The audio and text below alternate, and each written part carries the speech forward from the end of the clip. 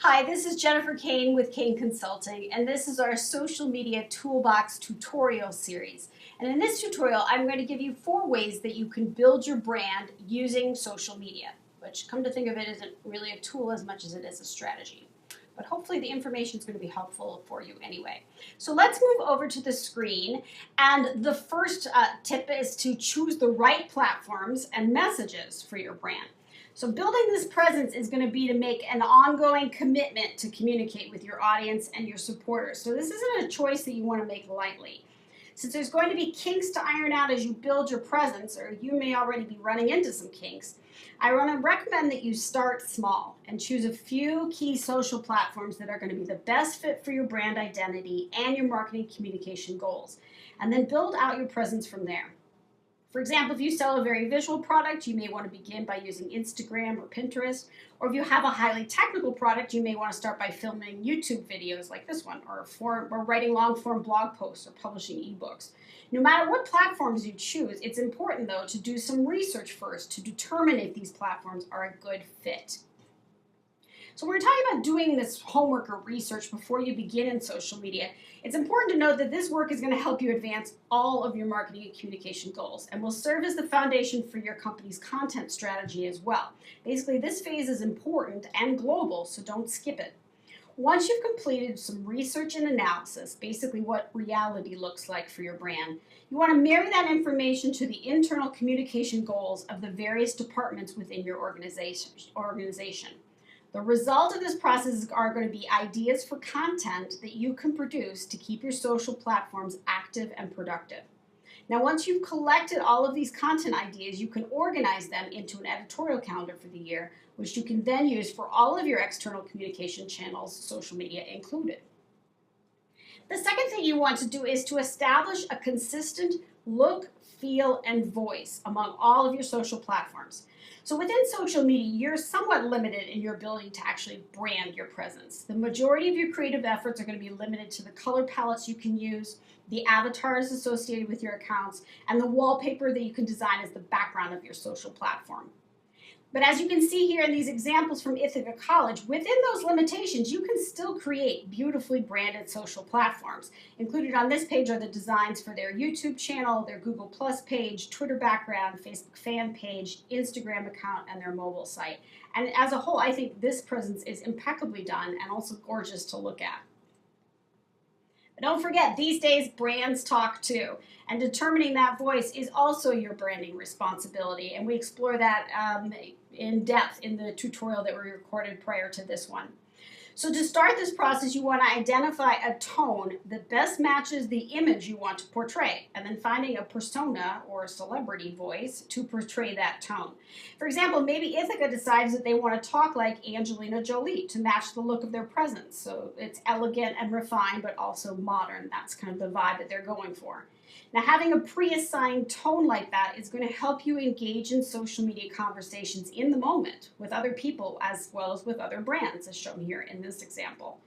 Much of your social interaction is going to resemble improv. There aren't any scripts. You just have like a framework for your engagement. So having a pre-established tone like that will ensure that your improv stays on brand no matter what the situation. The third thing you want to do is to create a symbiotic social media ecosystem in which all of your content and communication lives and supports your goals and objectives. So don't think of your content as individual pieces of information. Instead, think of content as like a series of building blocks that you can assemble in different ways, kind of like a bucket of Legos. For example, one topic you could explore in a long-form post, a short-form overview, an infographic, and an accompanying photo. Now you can have all of those pieces together in one post, or you can break those elements apart and repurpose them in different ways and in different social media platforms, and then connect all of those building blocks to each other. But in order for this building block idea to work, you're going to need to think of your website as like your mothership and your social presence as battleships or satellites that are surrounding it or orbiting it.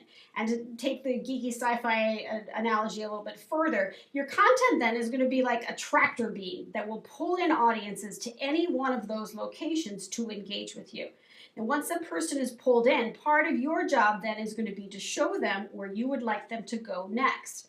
So in this kind of model, a piece of content on a single platform is not the final destination, but rather a stepping stone in a larger, more holistic process of prospecting, lead generation, and relationship development using all of your digital outposts.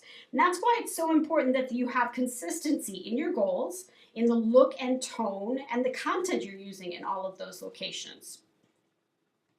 For example, with the accounts for DKNY PR, the look and feel and type of content they are sharing is consistent from platform to platform.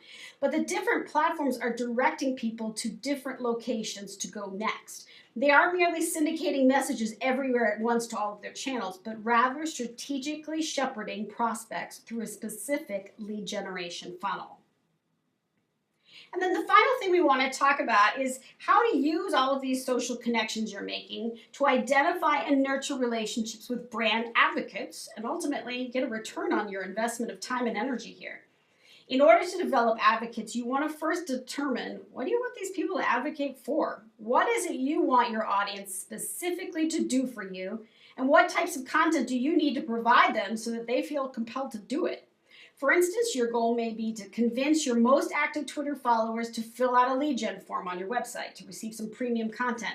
And then maybe the next step is to choose the best prospects from that pool to invite to test drive products or services and blog about their experiences.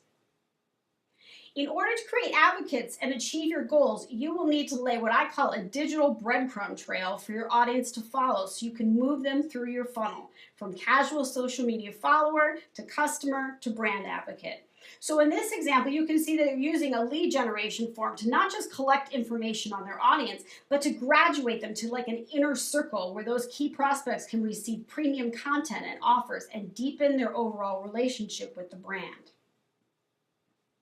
The most important thing to remember about this process is that there needs to be a strategic end game for your social efforts and your relationship development. People aren't going to go from zero to raving brand fan all on their own. You will need to orchestrate that evolution.